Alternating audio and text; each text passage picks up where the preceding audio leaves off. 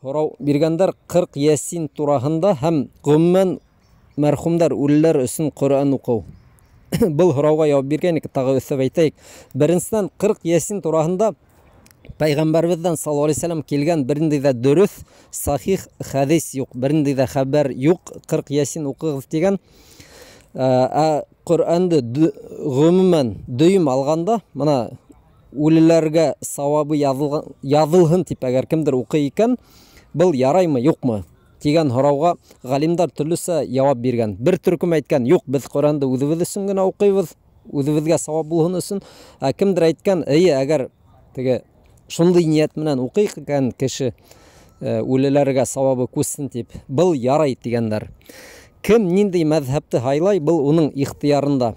Әгәр күңелегезгә шулай яткан икән, һез теге үлеп калган ата-әсәгез өчен яки тугандарыгыз өчен, кыскаһы ниндидер якын мәрхүм өчен укырга теләйһегез икән, укыгыз, укый алаһыз, ләкин билдәле генә көндәрдә яки билдәле генә сүрәләрдә сикләнергә тиеш түгелһегез.